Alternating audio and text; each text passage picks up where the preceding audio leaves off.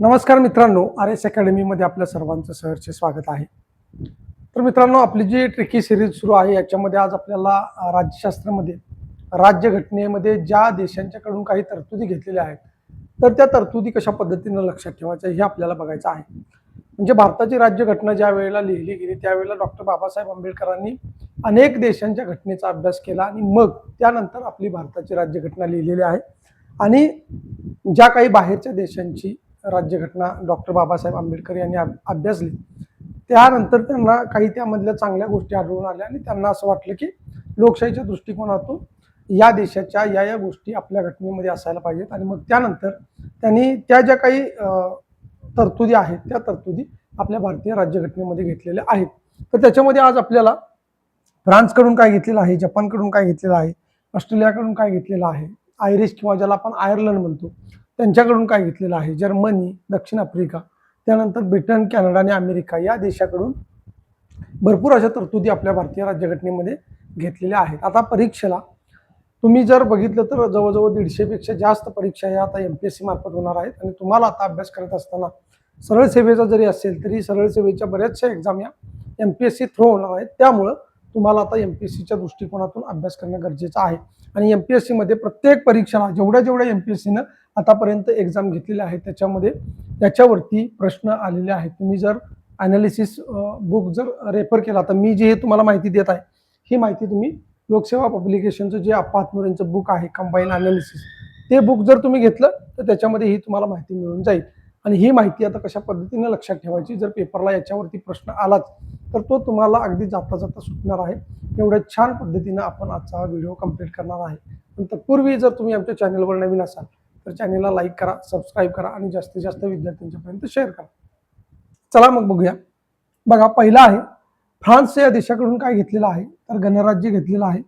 त्यानंतर प्रस्ताविकेतील स्वातंत्र्य, समता आणि बंधुता, प्रस्ताविकेमध्ये जी काही स्वातंत्र्य, समता आणि बंधुता ऍड करण्यात आलेली आहे ती सुद्धा कुठून घेतलेली आहे तर फ्रान्स या देशाकडून घेतलेली आहे. म्हणजे फ्रान्सची जी राज्यघटना आहे त्या राज्यघटनेतून आपल्या भारतीय राज्यघटनेमध्ये या तरतुदी घेतलेल्या आहेत. एक म्हणजे गणराज्य, दुसरं आहे की स्वातंत्र्य, समता आणि बंधुता. आता हे कसं लक्षात ठेवायचं बघा की तुम्ही गणपती भक्त आहे असं लक्षात ठेवा, गणराय फ्रान्स.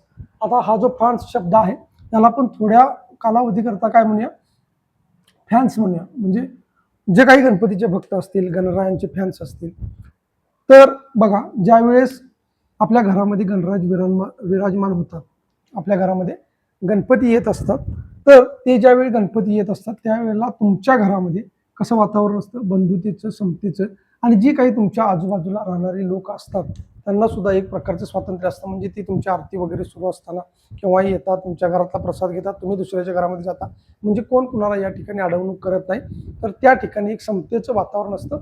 गणराय ज्यावेळी आपल्या घरामध्ये येतात त्यावेळेला एक बंधुतेची आणि समतेची भावना जी आहे ती आपल्यामध्ये असते. तर अशा पद्धतीनं तुम्ही लक्षात ठेवायचं आहे. आता मी अशा पद्धतीनं लक्षात ठेवलेलं आहे, त्यामुळे मला कधीही याच्यावरती प्रश्न जरी विचारला, समजा परीक्षेमध्ये प्रश्न आला की स्वातंत्र्य, समता आणि बंधुता ही तरतूद आपण कोणत्या राज्यघटनेतून घेतलेली आहे, तर मला लगेच आठवतं की मी तिथं गणपती आता जी तुम्हाला गोष्ट सांगितली ती रिलेट करतो की बाबा असं असं आहे, आपण गणराय भक्त आहोत.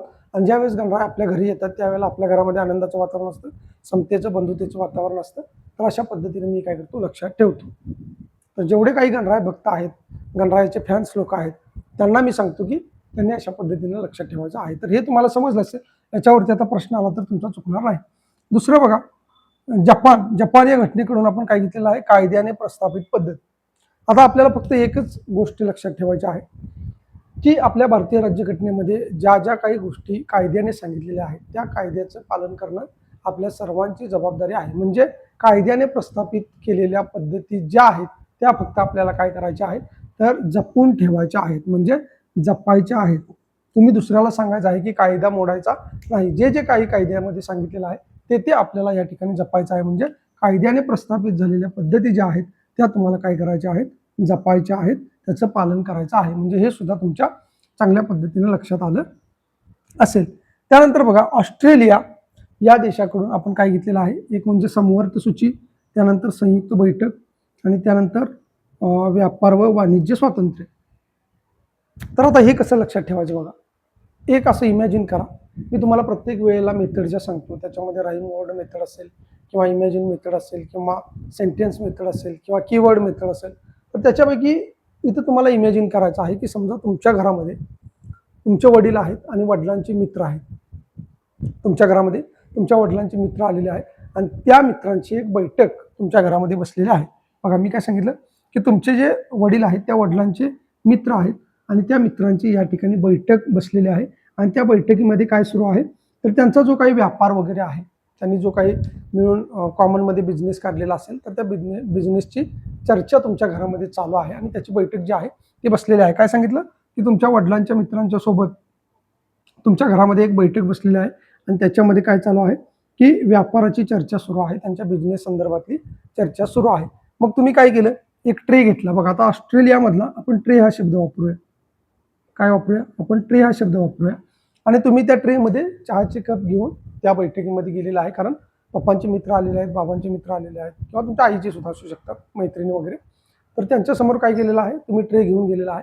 आता ट्रेमध्ये जर बघितलं तर तुम्हाला काय, समजा ट्रेमध्ये जर असे कप असतील, असे जर कप असतील, इमॅजिन फक्त करा, तर काय असणार आहे प्रत्येकामध्ये थोडं थोडं.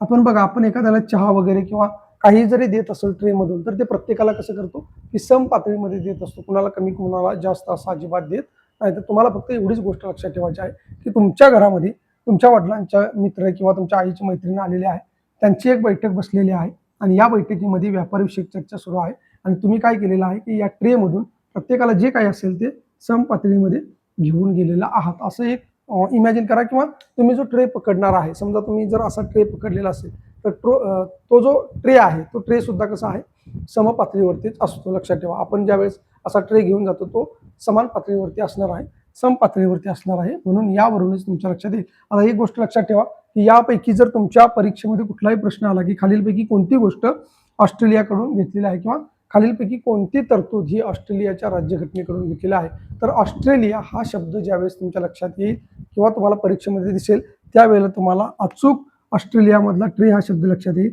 ज्यावेळेस ट्रे हा शब्द तुमच्या लक्षात येणार आहे त्यावेळेला ही गोष्ट निश्चित तुमच्या लक्षात येईल की तुमच्या घरामध्ये तुमच्या वडिलांच्या मित्रांच्या सोबत बैठक बसलेली होती, त्याच्यामध्ये व्यापारविषयक चर्चा सुरू होती आणि त्यावेळेला आपण काय केलेलं होतं, ट्रेमधून चहा, कॉफी किंवा सरबत वगैरे जे काय असेल ते आपण घेऊन गेलेलो होतो आणि त्यावरून या तरतुदी तुमच्या लक्षात राहणार आहेत.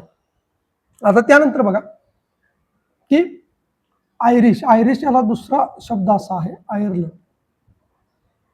आयर्लंड हा जो देश आहे, या आयर्लंड देशाला या ठिकाणी आयरिश असं संबोधलं जातं. आणि मग या आयर्लंडकडून किंवा या आयरिशकडून आपण कोणकोणत्या तरतुदी घेतलेल्या आहेत, तर राज्य धोरणाची मार्गदर्शक तत्वे, त्यानंतर दुसरं आहे राष्ट्रपतीच्या निवडणुकीची पद्धत आणि तिसरं आहे राज्यसभेवर सदस्यांचे नामनिर्देशन. आता इथे एक गोष्ट लक्षात ठेवायची, याच्यावरती बऱ्याच वेळेला प्रश्न विचारला गेलेला आहे की राज्य धोरणाची मार्गदर्शक तत्वे ही खालीलपैकी कोणत्या देशाकडून घेतलेली आहेत, तर ती घेतलेली आहेत आयर्लंडकडून. मग हे लक्षात कसं ठेवायचं, तर इथं तुम्हाला शब्द दिसत असेल आय. तर बघा मित्रांनो, इथं तुम्हाला काय शब्द दिसतोय, तर हा शब्द जो आहे तो आय, आणि आय हा इंग्रजी शब्द आहे. तर या इंग्रजी शब्दाला आपण काय म्हणतो मराठीमध्ये, डोळा असं म्हणतो. म्हणजे आपला जो डोळा आहे याला इंग्रजीमध्ये काय म्हणतो आपण, आय असं म्हणतो. आणि हेच डोळे आपल्याला काय करत असतात की मार्ग दाखवत असतात. म्हणजे हे जे मार्ग आहेत हे मार्ग दाखवण्याचं काम कोण करतंय, तर आपला डोळा करत असतो. आणि डोळा म्हणजेच काय, तर इंग्रजीमध्ये त्याला आपण आय म्हणतो. या आयरिशमधलं आपण आय घेतलं आणि आपण काय ट्रिक तयार केली की या आयवरून म्हणजे या डोळ्यावरून आपल्याला काय दिसतो, या ठिकाणी मार्ग दिसतो किंवा आपला जो डोळा आहे तो मार्ग दाखवण्याचं काम करतो. आता दुसरी गोष्ट की इथं तुम्हाला राष्ट्रपतीची निवडणूक दिसत असेल आणि इथं तुम्हाला राज्यसभेवरती नामनिर्देशन दिसत असेल. आता इथे एक छोटीशी गोष्ट तुम्हाला सांगतो की राष्ट्रपतीच्या निवडणुकीची पद्धत म्हणजे इथला आपण रा घेतला, इथला आपण नी घेतला, म्हणजे शब्द तयार झाला राणी. ते आपण असं लिहा, काय झालं, राणी. आणि इथला रा घेतला आणि इथला ना घेतला तर शब्द तयार झाला काय, राणा. म्हणजे राणा आणि राणी असे दोन कपलचं नाव लक्षात ठेवा तुम्ही, राणा आणि त्याची राणी. मग काय होईल, जर तुम्हाला लक्षात ठेवायचं असेल तर फनी पद्धतीनं तुम्ही लक्षात ठेवू शकता की काय झालेलं आहे की या राणानं काय केलेलं आहे, राणानं राणीला डोळा मारलेला आहे. आय म्हणजे काय, डोळा. अशा पद्धतीने लक्षात ठेवू शकता. किंवा जर तसं नसेल तर समजा की ही राणी आंधळी आहे, तिला दिसत नाही आणि हा राणा जो आहे याला डोळे आहेत. मग काय करतो, हा राणा आपल्या राणीला हाताशी घेतो आणि हा राणा आपल्या राणीला मार्ग दाखवण्याचं काम करतो. तर या पद्धतीने सुद्धा तुम्ही लक्षात ठेवू शकता. कसं लक्षात ठेवायचं, तुम्ही राणा राणीच्या कुठल्याही यानं लक्षात ठेवा की राणानं राणीला डोळा मारला, राणीनं राणाला डोळा मारला असं लक्षात ठेवा. किंवा राणाला डोळे आहेत, राणी अंध आहे आणि मग राणीला मार्ग दिसत नाही म्हणून तो राणा काय करतो, आपल्या हाताशी तिला पकडतो आणि घेऊन जातो. अशा पद्धतीने लक्षात ठेवू शकतो. ज्यावेळेस तुमच्या लक्षात येईल की राणी, त्यावेळेला तुम्हाला कळून जाईल की राष्ट्रपतीची निवडणूक, आणि राणा हा शब्द तुमच्या लक्षात येईल त्यावेळेला तुम्हाला कळेल की राज्यसभेवर नामनिर्देशन. तर अशा पद्धतीने फक्त इथला आय जो शब्द आहे हा या एका शब्दाभोवती ही सगळी ट्रिक जी आहे ती तयार होताना दिसते. त्यामुळे परीक्षेत आता तुम्हाला हे अजिबात विसरणार नाही. त्यानंतर बघा, पाचवा आहे जर्मनी. आणि जर्मनीकडून आपण काय घेतलेलं आहे, तर आणीबाणी दरम्यान मूलभूत हक्क स्थगित होणे. आणीबाणी दरम्यान मूलभूत हक्क स्थगित होणे. आता सोपं आहे बघा, जर्मनीमधला मनी शब्द घ्या. जर्मनीमधला मनी शब्द घ्या. आता बघा, मनी म्हणजे काय, पैसा. आणि ज्यांच्याकडे पैसा नसतो, जर आपल्याकडे पैसा नसेल तर आपल्याकडचे ज्या काही गोष्टी असतात त्या गोष्टी काय होतात, या ठिकाणी स्थगित होतात. म्हणजे पैसा वाचून आपल्याला काहीही करता येत नाही. तर अशा पद्धतीनं तुम्हाला लक्षात ठेवायचं आहे. बघा, जर्मनीमधला आपण काय घेतलेलं आहे, जर्मनीमधला आपण मनी घेतलेला आहे. आणि जर तुमच्याकडे मनी नसतील किंवा तुमच्याकडे जर पैसा नसेल तर तुमच्याकडच्या सगळ्या गोष्टी या ठिकाणी स्थगित होणार आहेत. परीक्षेमध्ये तुम्हाला हेच वाक्य येणार आहे, हेच शब्द येणार आहेत, त्यामुळे घाबरून जायची गरज नाही. तुम्हाला स्थगित हा एक जरी शब्द आठवला तरी तिथं तुम्हाला हे लिहिता येणार आहे की आणीबाणी दरम्यान मूलभूत हक्क स्थगित होतात. आणि तसंही तुम्हाला मी राहीम वर्ड मेथड जी शिकवणार आहे त्याच्यामध्ये एक लक्षात ठेवा की इथं तुम्हाला काय दिसतंय, मनी. बघा इथं काय दिसतंय, मनी. इथं मनी आणि म्हणजे इथं काय झालेलं आहे, रायमिंग वर्डची या ठिकाणी जुळवाजुळव झालेली आहे. तर अशा पद्धतीने लक्षात ठेवा, जर्मनी आणि हे जरी लक्षात ठेवलं तरी तुमच्या लक्षात येईल की जर्मनीमधून आपण काय घेतलेला आहे, आणीबाणी हा शब्द घेतलेला आहे. तर अशा पद्धतीनं जे काही शब्द असतात ते शब्दांच्या जुळवाजुळवीचे खेळ असतात मित्रांनो सगळे. तुम्हाला काही सेंटेन्स तयार करायचे असतात, तुम्हाला काही कीवर्ड वापरायचे असतात आणि ते वापरून तुम्हाला हा जो अभ्यास आहे, आता मी हे सांगितलं या पद्धतीने जर तुम्ही लक्षात ठेवलं तर यातला कुठलाही प्रश्न तुम्हाला विचारला तर अगदी तुम्ही जाता जाता त्याचं उत्तर सांगणार आहे. ज्यावेळेस आपण लेक्चर सिरीज सुरू करणार आहे त्या लेक्चरमध्ये मी तुम्हाला कन्सेप्ट सुद्धा सगळ्या सांगणार आहे आणि त्या कन्सेप्ट कशा पद्धतीने लक्षात ठेवायच्या, हे जे काही थेरॉटिकल पार्ट आहे की जो मुलांच्या लक्षात राहत नाही तर तो कशा पद्धतीने लक्षात ठेवायचा हे तुम्हाला आता मी सांगितलेलं आहे. तर अशाच पद्धतीनं मी ह्या ट्रिक सांगतोय म्हणून तुम्ही जशाच्या तशा अप्लाय नाही केलं तरी चालतील, परंतु तुम्हाला एक आयडिया यावी की बाबा अशा पद्धतीने या ट्रिक्स तयार करायच्या असतात किंवा अशा पद्धतीनं हे लक्षात ठेवायचं असतं. तर म्हणून तुम्हाला सांगितलेलं आहे. त्यानंतर बघा, दक्षिण आफ्रिका आणि त्याच्याकडून काय घेतलेलं आहे आपण की घटना दुरुस्तीची पद्धत घेतलेली आहे आणि राज्यसभेच्या सदस्यांची निवडणूक घेतलेला आहे. आता गफलत मुलांनी इथं करायची नाही की इथं तुमचा शब्द राणी तयार झालेला आहे, राष्ट्रपतीची निवडणूक, मग इथेही जर तुमचा राणी शब्द तयार करायला गेला तर मात्र ते चुकणार आहे. लक्षात ठेवा, कारण इथे काय आहे, राष्ट्रपतीच्या निवडणुकीची पद्धत आहे आणि इथं काय आहे, राज्यसभा सदस्यांची निवडणूक आहे. त्यामुळं गफलत इथं होते आणि इथंच तुम्हाला प्रश्न विचारले जातात आणि मग पेपरला गेल्यानंतर काय होतं की तुम्ही चुकण्याचे चान्सेस जास्त असतात. परंतु मी तुम्हाला आता साध्या पद्धतीने सांगणार आहे की हे कशा पद्धतीने लक्षात ठेवायचं आहे. तर इथे तुम्हाला शब्द दिसत असेल क्षीण, इथे शब्द दिसत असेल क्षीण.